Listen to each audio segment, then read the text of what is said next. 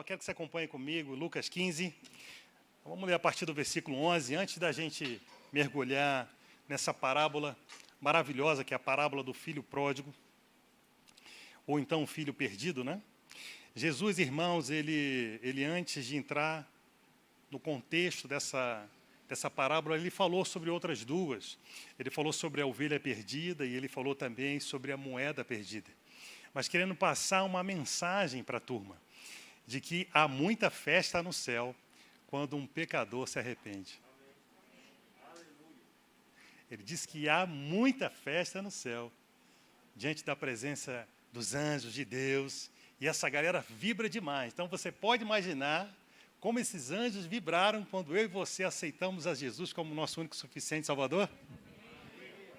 Então ele estava ali contando sobre essas parábolas, e aí ele entra dentro dessa do filho perdido, né? E aqui, irmãos, eu entendo que ele está querendo explicar um pouquinho melhor esse negócio, né? Ele até começa a falar filosoficamente, eu diria, para que a turma pudesse entender um pouquinho mais, né? Falar um pouquinho sobre a realidade dos fatos, passando um pouco de razão, se é que você me entende. A gente poderia pegar essa parábola e resumir ela simplesmente, né? Falando, Jesus conta uma história de um homem que tinha 2 filhos, e aí, de repente, o mais novo chega para ele e fala, ei, papai, eu quero a minha parte da herança. E aí esse pai, bondoso, pega e entrega, e aí ele sai, vai para longe, gasta tudo, perde tudo, depois volta arrependido. Poderíamos falar tão simples quanto isso, mas eu tenho certeza que Deus quer falar algo mais conosco nessa noite. Então, você acompanha comigo aí, a partir do versículo 11. Você está então? Você está aí então? Lucas 15. Vamos ler a partir do 12, então. Vamos lá. O filho mais jovem disse ao pai, quero minha parte da herança. E o pai dividiu seus bens entre os filhos. Alguns dias depois, o filho mais jovem arrumou suas coisas e se mudou para uma terra distante, onde desperdiçou tudo que tinha por viver uma vida desregrada. Irmãos, verdadeiramente isso era um negócio incomum, né? A gente pode imaginar que é incomum até hoje, um filho mais novo pedir a herança, né? E ele pega, irmãos, ele sai para um lugar bem longe do pai e gasta tudo, né? Com pecado, perdição, e sem pensar muito na manhã. Jesus aqui, ele tá falando basicamente da humanidade. E aí, nesse sentido, representado pela nação judaica, que insistiu, vou repetir, insistiu se afastar da companhia de Deus. Você está comigo? E aí, coincidentemente, versículo 14, quando seu dinheiro acabou, uma grande fome se espalhou pela terra e ele começou a passar necessidade. Convenceu um fazendeiro da região a empregá-lo. E esse homem o mandou a seus campos para cuidar dos porcos. Lembre-se que para o judeu, naquela época, era o maior castigo colocado para trabalhar com porcos, porque eles sempre acharam que isso era um bicho imundo, ok? Um bicho impuro, né? Continuando. Embora quisesse saciar a fome com as vagens dadas aos porcos, ninguém lhe dava coisa alguma. A coisa já estava feia.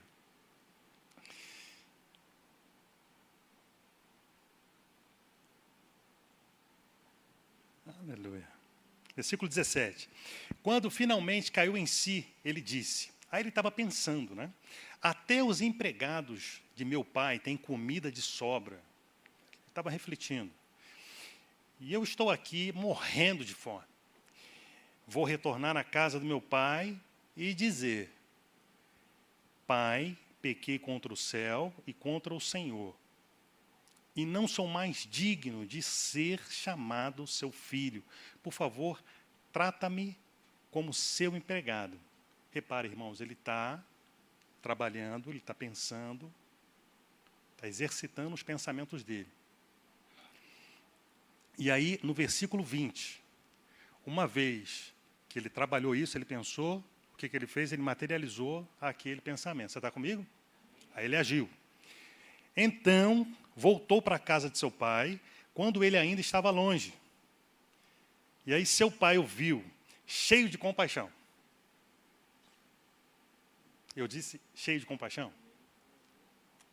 Correu para o filho, o abraçou e o beijou. Aqui, irmãos, está um exemplo clássico da benignidade de Deus. Um exemplo clássico da amabilidade de Deus, que é sempre suave, é sempre branda, sabe, é sempre agradável. É aquela capacidade de deixar alguém à vontade, mesmo diante de uma situação extremamente constrangedora. Você está comigo? Esse pai, ele não falou assim, viu, não te falei. Não jogou na cara do filho. Eu posso ouvir um amém da igreja como entendimento? Já começou a ministração, irmão. Recebe aí. Mas não, ele em nenhum momento fez isso. Essa amabilidade aqui, essa gentileza, irmãos, ela foi demonstrada de uma maneira totalmente oposta, de um temperamento rude, amargo, ruim. Ela é uma disposição serena, suave, tranquila. Esse é o amor do nosso papai. E quer saber? Eu e você somos cheios disso. Quem aqui nasceu de novo, dá um glória a Deus. Você que está online também. Característica do fruto do Espírito, irmãos. É assim que a gente impacta as pessoas aí fora. Alô? Dentro da nossa casa, os nossos familiares, quem trabalha conosco. Não é? Ok. Dá para falar muita coisa aqui, irmão. Mas vamos lá. Versículo 21. O filho disse, opa, materializou de novo. Então, ele agiu, ele voltou para a casa do pai, depois de pensar direitinho, aleluias. E aí ele falou aquilo que estava pensando. Ele disse, pai, pequei contra o céu e contra o Senhor, e não sou mais digno de ser chamado seu filho. Irmãos, que passo maravilhoso ele deu. Essa aqui é a famosa tristeza piedosa que eu e você um dia tivemos, que nos levou ao arrependimento, e aí a gente agiu em fé e chegamos a Cristo. Esse rapaz fez isso. Esse filho, ele se arrependeu e ele agiu em fé, tendo certeza que o pai dele ia receber como recebeu, e deu certo. Aleluia. 22. Aí, peraí. Isso, 22. E aí o pai disse ao servo, depressa, depressa, tragam a melhor roupa da casa e vistam nele. Coloquem-lhe um anel no dedo e as sandálias nos pés. Opa, coloca o anel no dedo, anel de autoridade. Dá uma sandáliazinha para ele aí. Ele é filho do pai, ele é filho do Senhor. E era isso que diferenciava, irmão, o escravo do não escravo, né? A turma que era escrava andava descalço naquela época, né? Mas o filho do Senhor não, aquele cheio de terra, calçado, cheio do evangelho da paz. Aleluia! Quem pegou diz amém. Amém.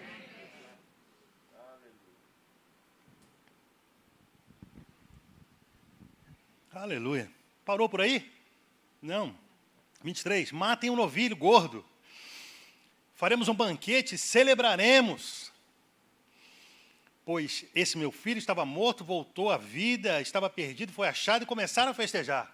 Deus está sempre pronto para receber um pecador. Ele está sempre pronto. E ele diz assim, meu filho, que coisa interessante. Irmão, se a gente observar, Deus sempre nos chama de filhos. Eu estava dando uma olhada, irmãos, e meditando sobre isso, né? Deus, quando criou o homem, ele criou a sua imagem e semelhança. E tem várias evidências na Bíblia que diz que eu e você somos filhinhos do papai. Aleluia. Quem é filho aí? Lucas 3, a partir do versículo 23, fala sobre os antepassados, fala sobre a genealogia de Jesus, né? Muitos aqui gostam de ver isso, né? De ler sobre isso, não é isso? E aí, irmãos, olha só que interessante, no versículo 38, projeta aí, varão, aleluia. Lucas 3, versículo 38. Olha lá. Cainã era filho de Enos, Enos era filho de Sete, Sete era filho de Adão, e Adão era filho de... Olha aí. Na genealogia de Jesus, eu e você estamos lá. Aleluia. Como filhos. Permita-me te lembrar de uma coisa. Quando Jesus veio ao mundo, ele entrou, irmãos, realmente num ambiente terrível. Ambiente terrível, bem longe daquele paraíso que ele deixou para Adão e Eva. Bem longe. Né? E naquela época, irmãos, tinha muito mercado de escravo. Né? O homem era muito violento, muito violento. E foi nesse ambiente que Jesus entrou. E tudo isso aconteceu por causa da desobediência de Adão, que acabou impactando toda uma humanidade. Em Romanos 5,12, diz assim, quando Adão pecou, o pecado entrou no mundo, e com ele a morte, que se estendeu a todos, porque todos pecaram. A humanidade, irmãos, estava realmente escravizada, estava indefesa diante de Satanás. Estava num ambiente realmente de escravidão, limitado. E aí, repara, conscientes disso ou não? Quantos aqui já se sentiram surpresos com algo que fazia e, de repente, percebeu que estava errado? Ninguém? Lá atrás. Sabe, irmãos, um lugar de cativeiro que moralmente, realmente, botava as pessoas cada vez mais para baixo. Não é? Paulo chega a dizer que nós éramos escravos do pecado. Em Romanos 6, 17, ele diz assim, graças a Deus, porque antes vocês eram escravos do pecado, mas agora, eu disse mais agora, obedecem de todo o coração. Quem obedece aí de todo o coração? Aleluia! Em Efésios 2, de 1 a 2, diz assim, estavam mortos por causa da sua desobediência e de seus muitos pecados. Era essa posição. E é no versículo 2, nos quais costumavam viver. Costumavam, irmãos, passado. Aleluia. Com o resto do mundo, obedecendo ao comandante dos poderes do mundo invisível, ele é o Espírito que opera no coração dos que se recusam a obedecer. Em outras palavras, a humanidade, irmãos, estava seguindo um pensamento popular. Não tinha muita perspectiva, igual nós cantamos aqui, né? Perspectiva de vida eterna. Cantamos na hora da oferta aqui, música linda. Né? Vida eterna, irmãos. É o prêmio celestial. É isso que a gente almeja, igreja. É o nosso alvo. Aleluia. Esse é o prêmio que a gente almeja. Vida eterna. Já pensou? Não envelhecer mais? Que bênção, irmão. Ora está aqui, ora está lá, e acolá, e sabe lá como, né? Que bênção, irmãos. Então, o povo andava sem essa perspectiva, né? E aí Paulo diz em Efésios 2:2, ele passa uma mensagem para a gente de que tem alguém manipulando o sistema do mundo. Sim ou não? Em 2 Coríntios 4:4, ele vai dizer que Satanás é o Deus desse mundo, e ele cegou o entendimento dessa galera, mas não cegou o nosso. Quem pode dizer amém? Tudo isso, irmãos, está certo. Mas tão certo quanto isso é que a autoridade do diabo não existe mais contra os cristãos. Quem é cristão aí? Ela foi quebrada pela autoridade de Jesus Cristo, irmão, na sua morte e na sua ressurreição. Quando Deus enviou o seu Filho, Ele enviou com um propósito, libertar o seu povo. Nós somos libertos, irmãos. Nós somos livres. E a sua alegria é contagiante nessa hora. Aleluia! Você pula, você dança, se alegra com isso. Porque antes você estava no império das trevas, agora você foi movido para o reino do Filho do seu amor. Você prova de paz, você prova de alegria, aleluia. Você é como um crente que que realmente está dentro de uma bolha, experimentando de uma alegria incrível, irmãos, que só pode viver assim quem vive segundo a palavra de Deus. E no reino de Deus o que vale é Bíblia. Alô? E aí, irmãos, eu quero mergulhar com você nessa palavra de redenção. Eu estava lendo o livro do Rick Renner, maravilhoso o livro, recomendo, Armado para o Combate. Explora muito bem esse tema redenção, entre outros temas maravilhosos, irmãos. Mas eu quero falar com você sobre essa palavra. Você quer acompanhar comigo? Amém. Aleluia. Há 4 palavras diferentes que indicam o que significa redenção, né? E aí eu vou tentar, com o meu português, falar o grego. Agorizo. Agorizo é um termo técnico para descrever mercado de escravos. E no passado era empregado para descrever especificamente esse mercado de escravos mesmo, né? E esse mercado de escravos, irmãos, era um lugar terrível, né? Onde as pessoas eram expostas como animais, realmente eram leiloadas e o valor de cada um era de acordo com o dente. Quem tem dente bom aí? E aí os compradores queriam atestar se o dente dos escravos era bom. E aí abria a boca, sabe lá como, né, irmãos? E não parava só por aí, não. Dava pancada, paulada nos escravos, que é para testar o nível de orgulho deles. Se o nível de orgulho fosse baixo, tudo bem, aquele escravo não daria problema. E aí levava o escravo. Já pensou, irmãos? Que ambiente terrível de escravidão. E aí Paulo usa essa palavra para a gente poder entender e compreender o contexto da redenção. Você está entendendo? Eu só falei uma, tem 4. E aí, essa palavra agorizo, ela nos leva para uma segunda palavra que se chama exagorizo. Todo mundo aprendendo grego aí, hein? Olha só. Exagorizo é um composto das palavras eis, que já foi, ou algo que está fora, né? Então, o eis mais o agorizo, que formam a palavra exagorizo, descreve alguém que veio comprar, então, esse escravo, removendo ele, resgatando ele daquele ambiente de escravidão. Tremendo, né, irmãos? E aí, isso realmente significa a compra do escravo para libertar ele daquele ambiente maluco, horrível, irmãos. Ou seja, os escravos, quando eram comprados, dentro desse contexto, eles tinham a chance, irmão, de voltar para esse palanque terrível. Então, você imagina o moral dessa turma. Depois de sofrer um pouquinho aqui, aí volta para o palanque, sofre mais um pouquinho, depois volta para outro lugar e vai sofrer mais um pouquinho. Que ambiente hostil, que ambiente horrível, irmãos. E aí Paulo usa essa palavra, né, para demonstrar essa obra redentora de Jesus Cristo. Então, em Gálatas 3,13, ele diz assim: mas Cristo nos resgatou da maldição pronunciada pela lei, tomando sobre si a maldição por nossas ofensas.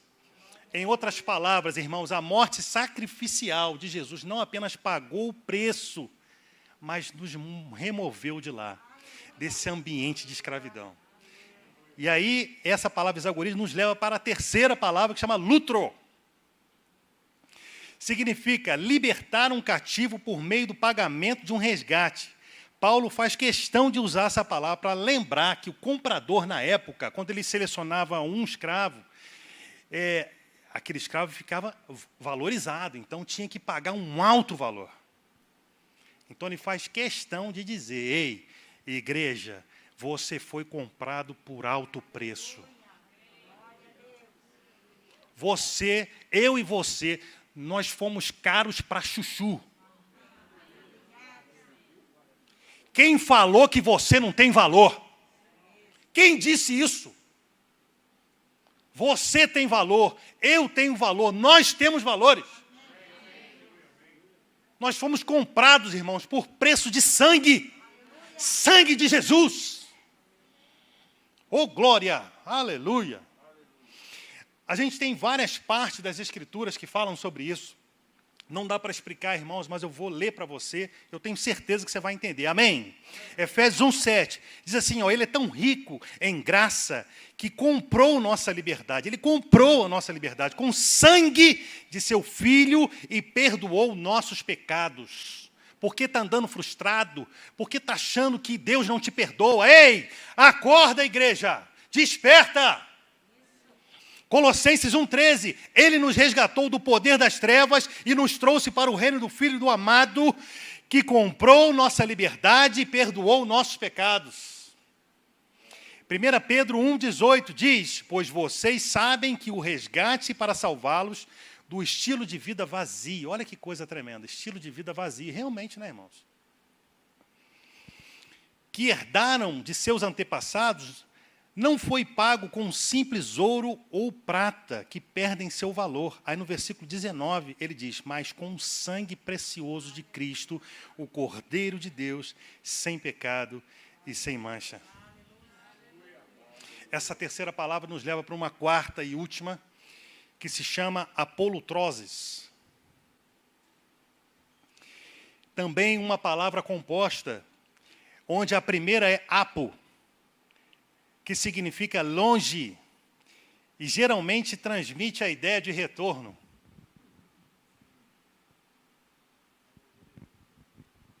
Eu vou repetir porque eu acho que você não entendeu. Apo significa longe, e geralmente transmite uma ideia de retorno. Voltar. Voltar para onde?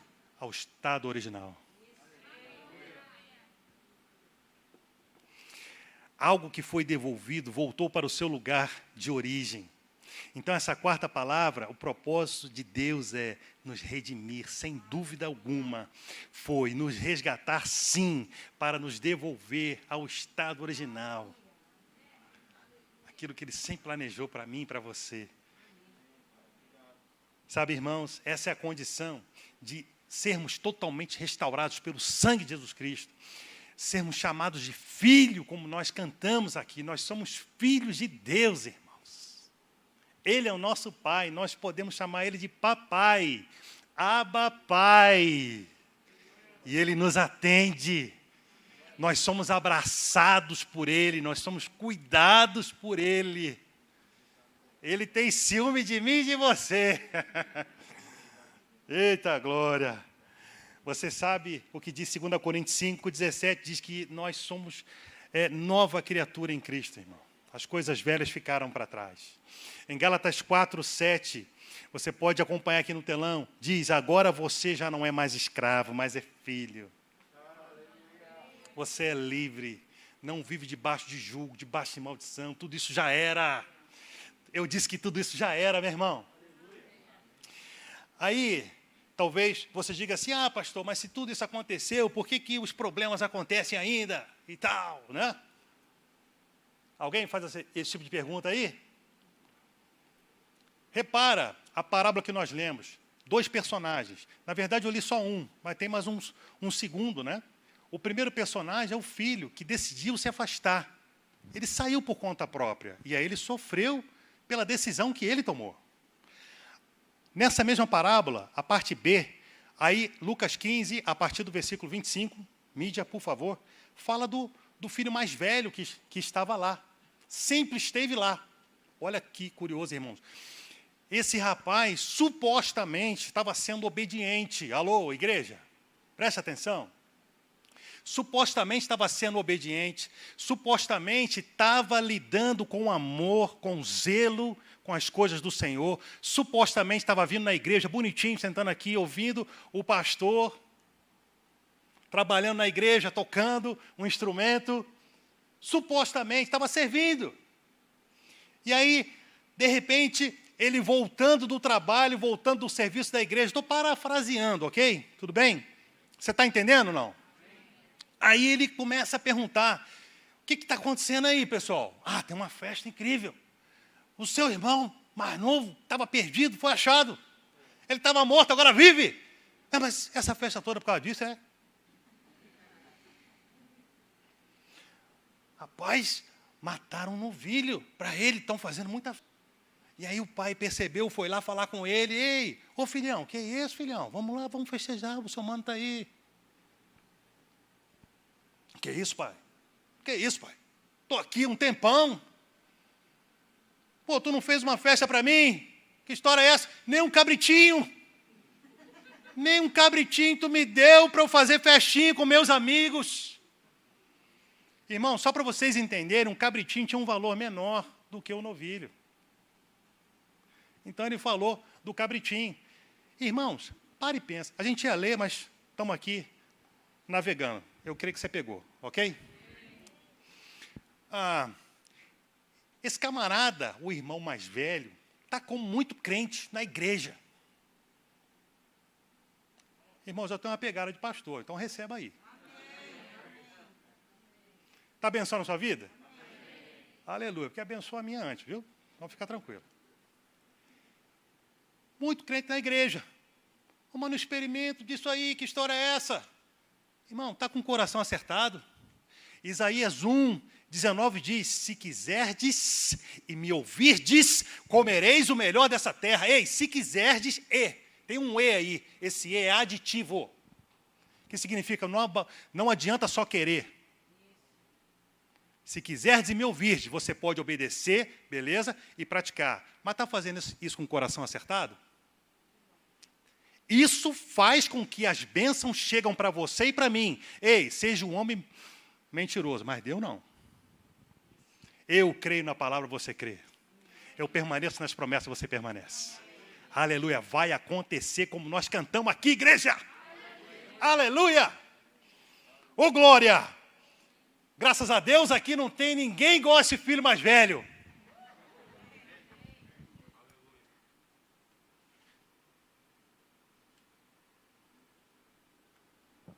Isso é proposital para você refletir. Jesus veio, então, irmãos, nos resgatar dessas fortalezas.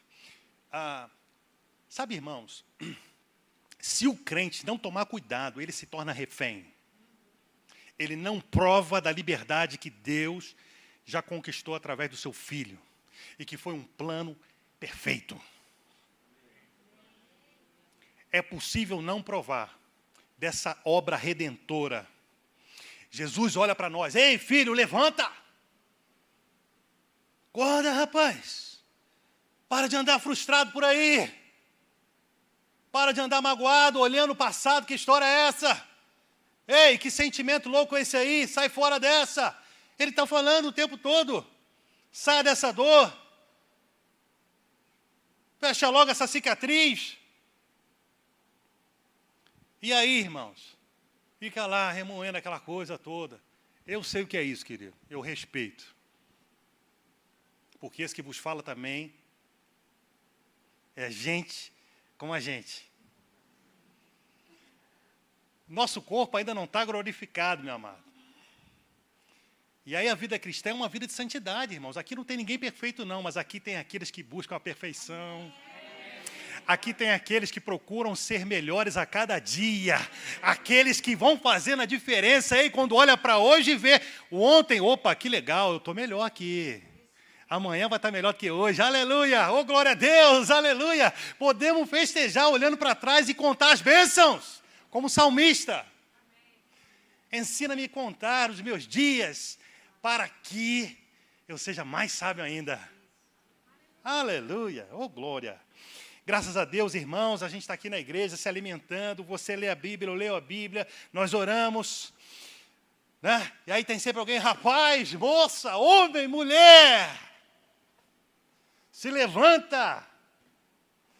Como é bom congregar. Tem sempre alguém falando, sai dessa posição, não olhe para baixo, olhe para cima, olhe o horizonte. Não é isso, Marquinhos? Aleluia, oh glória. Sabe, irmãos, nós fomos comprados, somos propriedade de Deus. Nós não custamos barato. Eu e você temos razão para dar glória. E aí, irmãos, a gente vem para um ambiente desse maravilhoso, sabe? E aí, acontece um processo maravilhoso, né, que é substituir maus pensamentos por bons pensamentos. Aí, aquilo que estava se acentuando negativo começa a ser substituído por bons pensamentos. Aleluia. Aí você diz, eita, eu sou filho, hein? Aleluia. Eu sou filho, rapaz. Está pensando o quê? O maior habita em mim. Ei, tudo posso naquele que me fortalece. Aleluia. Eu sou suprido em tudo. Glória a Deus. Sabe, irmãos, todo pastor sabe que não é moleza, não. Principalmente para aquele que é novo convertido, né? Ter que lidar com essas cicatrizes do passado, né? E principalmente, irmãos, quando ainda é novo na fé, ainda não tem essa palavra, né, tão ainda materializada, né? É um processo, né? Imagina Davizinho lutando com Golias, sem a palavra. Alô? Alô, som? 1, 2. Davi, sem experiência nenhuma de guerra, foi lutar com Golias, um especialista em guerra, irmão. Se ele não tivesse ido na força do Senhor, já era. Então, a gente entende, irmão, que é um processo, né? E aqui você começa a ser alimentado, começa a ser ensinado, instruído por isso, né? Inclusive, os crentes mais maduros vão recebendo reciclagem. Porque a segurança para a gente, posso abrir um amém? Amém? Aleluia! Então, pode ser que tenha uma questão, sabe, irmãos, no casamento, uma situação no trabalho, talvez um espírito mentiroso, cruel, né, um problema mental, relacionamento sério mesmo, dentro da família, pode ter várias questões, mas graças a Deus, irmãos, nós temos a palavra de Deus, que nos instrui num processo necessário, que é a renovação da mente. E você já entendeu o quão importante isso é, porque ajuda a controlar o corpo, irmão. Satanás, ele sabe que sua mente é a chave para controlar a sua vida. É ali que ele sopra. Ele trabalha na mente. Então ele pega uma pequena brechinha, uma coisinha boba, mas é o suficiente para ele definir a estratégia dele. E ele começa numa área e começa a estender, expandir seu território. É assim que ele trabalha. Naturalmente falando, irmãos, a mente e o corpo não são ambientes favoráveis a Deus. Pastor, o que é isso? Que doideira é essa? Vamos lá. Romanos 8, versículo 5. Paulo nos ajuda a entender isso. Romanos 8, versículo 5. Vamos lá. Aqueles que são dominados pela natureza humana pensam em coisas da natureza humana, mas os que são controlados pelo Espírito pensam em coisas que agradam o Espírito.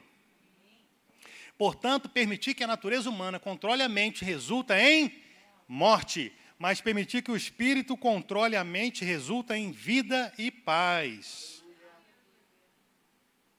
Tem prova de vida e paz aí?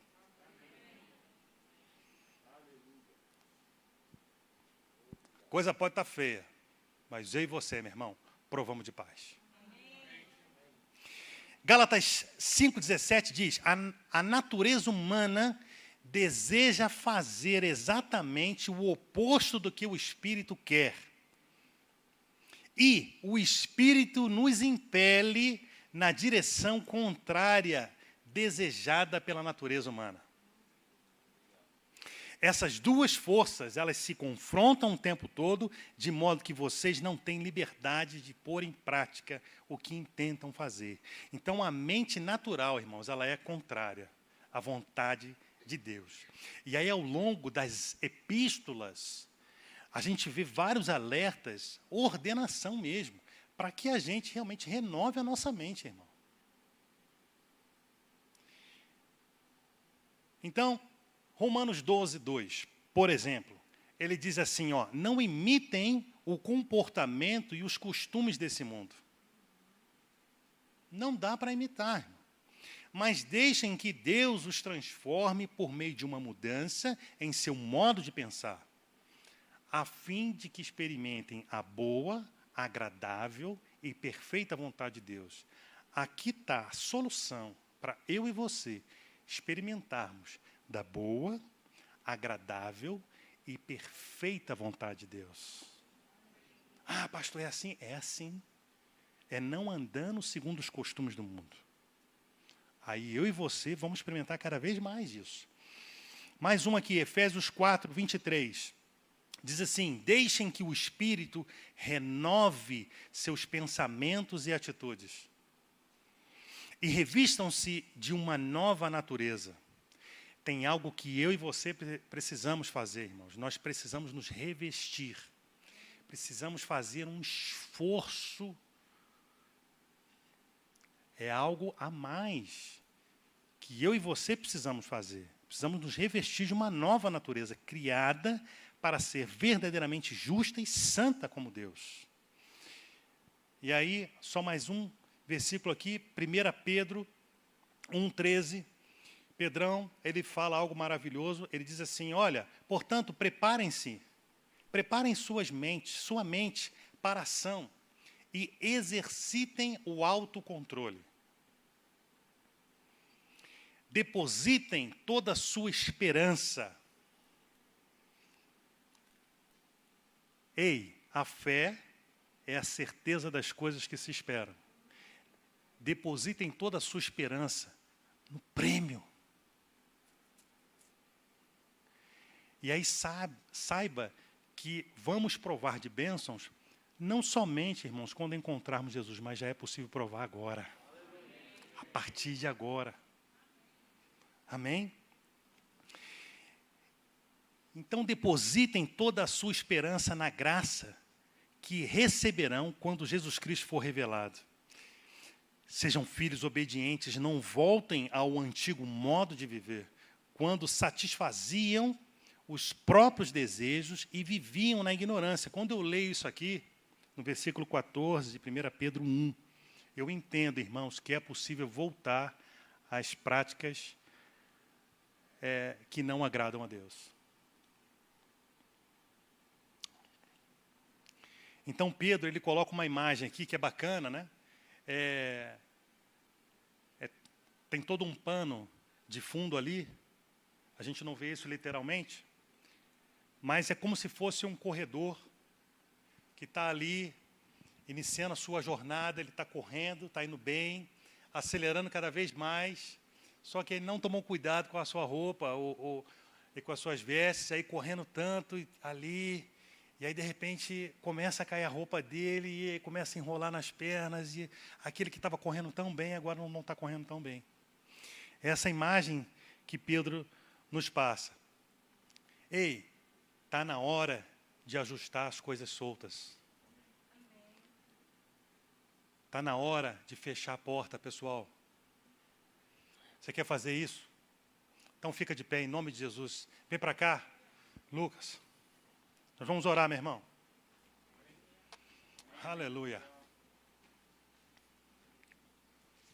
Você pode levantar suas mãos, em nome de Jesus.